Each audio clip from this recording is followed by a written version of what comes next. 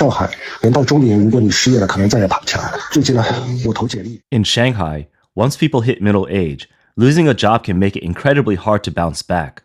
Recently, I applied to jobs through various platforms, submitting around 7,000 to 8,000 resumes. The number of interviews I got was minimal. The most worrying part of being unemployed is losing purchasing power. Now, I only spend money on 3 meals a day, and that's it. My 4-year-old child, who's at home all the time, keeps asking, "Dad, why aren't you going to work today?" Inside, I think to myself, I wish I could work. I wish I could earn money to buy you things. When relatives or friends come over, my first reaction is to stay calm and not show how frustrated I feel. When a middle-aged person loses their job, it feels like losing everything, and the worries only multiply. Mr. Chang, a project manager in the medical advertising and internet industry, faces the difficulty of being unable to find another job. Along with this struggle, he carries the heavy burden of a high mortgage, high education costs, and the responsibility of supporting his family. In the mainland Chinese workplace, there is an invisible 35-year-old employment threshold that many people find difficult to cross. In fact, as people age, it only gets harder, especially for those over 40. Those who have had successful careers in industries like manufacturing, education, and the internet are often highly skilled or in mid to senior management positions. These people, earning hundreds of thousands or even millions annually, belong to the middle class. Once unemployed, however, they may face the risk of disappearing completely from the job market. 朋友们，我现在心里特别难受。昨天晚上跟我媳妇又吵架了。Guys, I feel terrible right now. Last night, my wife and I had another argument. We were discussing whether we should sell our house. I feel deeply troubled. After I calmed our son to sleep, telling him stories, I found myself crying as I spoke. I feel like such a failure. Over the past 10 plus years in Beijing, I've struggled. When I was young, I was full of ambition, hoping to build a career and provide a good life for my wife and child. But now, that dream hasn't come true. I'm still in debt. Sometimes, when my wife argues with me, I totally understand her. From her perspective, as the head of the family, I should be supporting the home. But now, not only am I unable to do so, but I also need her help in many areas. Reflecting on my time in Beijing, I've lost my youth, I've lost my career, and now it feels like I might even lose my home. I don't know if it's worth staying in Beijing anymore, or if I still have a purpose here. But if I leave, where else can I go? My hometown has no development. Sometimes, I really feel unwilling to accept it. I just can't believe that in such a big Beijing, there's no place for me. I can't believe that through my own effort, I can't build a life here. But now I'm confused. Should I stay or should I go? The blogger Lang Ge once worked in management at a listed company in Beijing, earning 400,000 yuan a month. After losing his job, he can't shake the guilt that he feels toward his family. In his own words, unemployment isn't the worst part. The mortgage became the straw that broke the camel's back. 毁灭中产最直接的方式就是让他们的房产贬值。 The most direct way to destroy the middle class is by devaluing their property. You see, that's what happened to Dongjie over the past 2 years. It's hard to recover from something like that, and I'll give you a typical example. When Ant Group was rumored to go public, the whole city of Hangzhou seemed to smell the freedom of wealth. At that time, everyone had high hopes for the real estate market, the stock market, and even the company. It was during the peak of the real estate boom, so many colleagues went all in on property in Hangzhou. They bought up luxury homes, but you all know what happened afterward. The worst hit were those who had leveraged heavily with high interest rates. Now their wealth has shrunk by more than half, and the remaining value of their properties doesn't even cover the bank loans. Some have lost their jobs, others are forced to sell their properties through auction. The middle class was pulled back into poverty through real estate. As for Dongjie, a couple of years ago, she lived in a house worth nearly 8 figures, worked at a large company, earned a high salary, and had stock options. She thought she had reached the peak of her life. Later, she bought a larger apartment, thinking she could make a big profit when selling one of the properties, and then she could retire comfortably. But now, instead of making millions, she's on track to lose millions, and the properties aren't even selling. Every month, she still has a hefty mortgage to pay, and her savings have dwindled. From the peak of her life to the darkest moments, it took only 3 years. The relationship between the middle class and the real estate market couldn't be more fitting. Dongjie, a former senior operations expert at Alibaba, had a brilliant career background, but now she finds herself at the point where even her resume gets no attention. This shows just how tough the job market has become. On July 19th, Chinese media reported that many workers aged between 35 and 40, including former company executives and senior professionals, are collectively facing a severe survival challenge. As the unemployed middle class grows, they're realizing that opportunities with headhunters are dwindling. Even interviews obtained through connections are often questioned by employers. These former executives, once rich with work experience, now face the unavoidable fact of aging. The old age label has become a stumbling block for them to re-enter the job market. At the intersection of Suzhou Creek and the Huangpu River in Shanghai, right opposite the Oriental Pearl Tower, lives General Liu. At age 41, he spent nearly 20 years working his way up from a sales associate to CEO at a Fortune 500 company. However, his career came to a halt at age 40, and he has been unemployed for 3 years now. In 2022, the parent company of Mr. Liu's group faced a major financial crisis, and he received a notice to disband all teams. It was then that he decided to leave his position voluntarily. At that time, he was confident in his abilities and wasn't in a rush. Since starting his career, his longest period of unemployment had only been 3 to 4 months. After taking a long vacation for himself, he started looking for jobs strictly according to his plan, carefully negotiating the conditions with headhunters.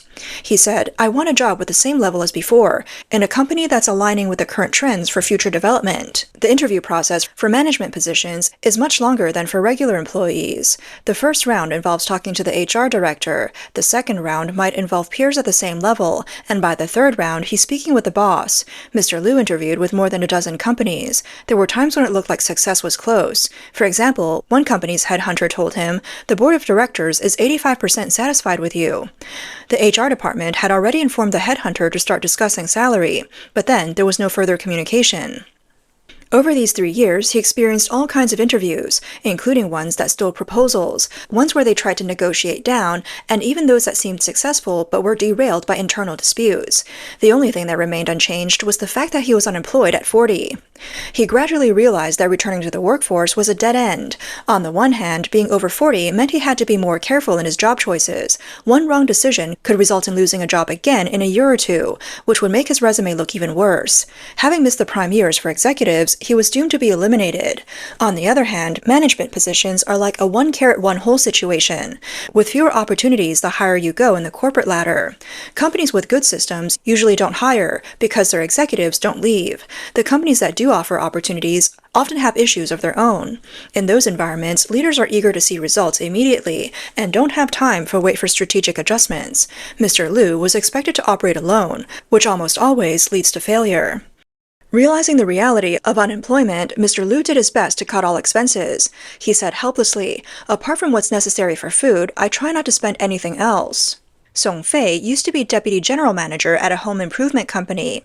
4 years ago, he sold a watch he had bought for 110,000 yuan. He made the sale on a second-hand platform on the 160th day of his unemployment. This day also marked the deadline for his monthly bill repayment for Huawei, a consumer credit service. Living in Harbin, he urgently needed the money to cover expenses. In the long stretch of unemployment, Song Fei tried many things to save himself. He bought a new car and started working as a Didi driver.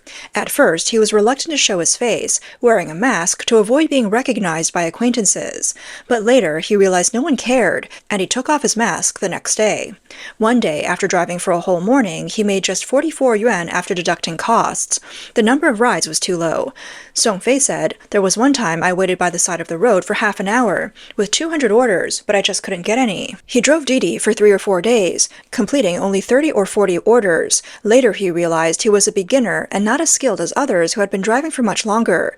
Recently, someone asked him if he wanted to do cleaning or install cabinets, so he packed his bag and went. It paid slightly better than driving for Didi. After that, he even tried street vending, selling his previous collectibles, but ended up losing 20 yuan on the booth rental fee. In the summer of 2024, in one of Beijing's most expensive areas near Sanlitun, lived 45-year-old engineer Mr. Dong and his wife. Mr. Dong had been feeling despondent for a long time. Early in 2024, Mr. Dong lost a new job after only a year and a half. He had been the family's sole financial support. Meanwhile, his wife had left the workforce years ago to care for their child. The reality was that they couldn't bear the consequences of leaving the workforce. Mrs. Dong said, "When we open our eyes, our monthly expenses are 27,000 yuan. They owns 2 properties in Beijing, one in the central area of Sanlitun, where they pay a 15,000 yuan mortgage every month, and another in a different district, 6,000 yuan monthly mortgage. They also bought a car on loan, paying 6,000 yuan every month. People might lose their jobs, but the bank statements don't disappear." By 2024, they were living a highly frugal life, all in an effort to save money. Mr. Dong used to drive their child to class, but then found the gas too expensive, so he switched to riding an electric bike. The trip from Sanlitun to Haidian took over an hour each way. Mrs. Dong only went to the supermarket near closing time to buy vegetables, even picking up carrots with cracks. After peeling them, there wasn't much left. Since the pandemic started in 2020, it has had a huge impact on China's middle class. Many private business owners, senior executives in big tech companies, and white-collar workers have faced business closures, layoffs, and pay cuts. At the same time, the middle class in China is heavily tied to real estate. Looking back over the past 20 years, real estate has been the core pillar of wealth for Chinese families. According to data from China's National Bureau of Statistics, by the end of 2024, an average of 69.7% of urban family assets in China are invested in real estate, much higher than the 33.6% in the US and the 40.1% in Japan. In China's first and second-tier cities, many middle-class families have piled their assets into real estate. The household leverage ratio has reached as high as 63%, the highest in the world. As housing prices continue to fall, the middle class has little ability to withstand risks. Blogger Huang Huang stated that the return to poverty for the middle class is inevitable because most of them own more than 2 properties. Real estate is their only asset. The Chinese middle class is very different from the middle class abroad. They prefer to allocate all their assets to real estate and don't have much cash on hand. Whenever they have cash, their first thought is to buy property. If they have money but don't buy a house, they see it as a waste. As a result, most of the middle class in China have invested their money in real estate, with an average of owning 2 properties or more. Since China's 2020 crackdown on high leverage in the housing market, the property prices in China's first and second-tier cities have generally dropped by about 50% from the peak in 2021. In smaller cities, real estate has become unsellable and forgotten. The drop in property prices has led to a decrease in family wealth, further suppressing consumption and exacerbating deflation. It can be said that the most unstable social class in China, because their wealth, social status, and lifestyle are all precarious. The so-called middle class in China, in reality, is a false middle class. As the Chinese economy declines, the middle class is continuously sliding down to the lower levels of society. At the same time, the concept of middle class remains very vague in China. Foreign investment banks use different standards for estimation compared to China, and China's definition has varied over the years. According to the 2020 Social Blue Book, China's middle-income households have an annual income of over 100,000 yuan. By this definition, the middle-income group amounts to 400 million people. However, 3 years of pandemic have led to increased unemployment and reduced incomes, even though the number of middle-class people has grown. According to Tencent Finance's report on June 18, 2023, Professor Li Shi at Zhejiang University said that in 2022, China's middle-income group had reached 460 million people, and a monthly income of 3,000 yuan was considered sufficient for middle-income status. However, reality differs. At current price levels in China, 3,000 yuan is barely enough to survive in medium-sized cities. Internationally, the middle class is defined as those whose income is close to or exceeds the average income of middle-class individuals in developed countries, with an income of around 31,000 US dollars per person or $85 per day. This class accounts for about 12% of the global population. China continues to define the middle class at a low standard, which may obscure the growing social divide. On the international stage, the middle class is often seen as the backbone of society. They have stable income, a higher standard of living, and are generally satisfied with the status quo. They're also more likely to support the existing social order and political system. Only with a large middle class can a society form an ideal and stable, bell-shaped social structure. The most dangerous society might be the M-shaped society, where the extremes are large but the middle is small. Such a society is dangerous because the absence of middle class creates more pronounced social issues like the divide between the rich and poor. Some experts believe that if China's economy continues to contract, with policies leaning towards centralization or even a return to a planned economy, the middle class could face even greater challenges.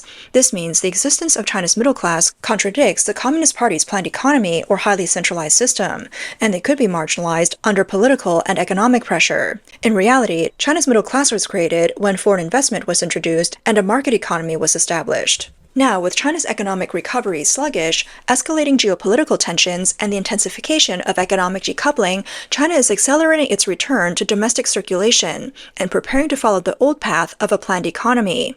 Thus, China's middle class is not part of Xi Jinping's political blueprint. The future of China has no place for the middle class. For Xi's regime, this class will inevitably be eliminated.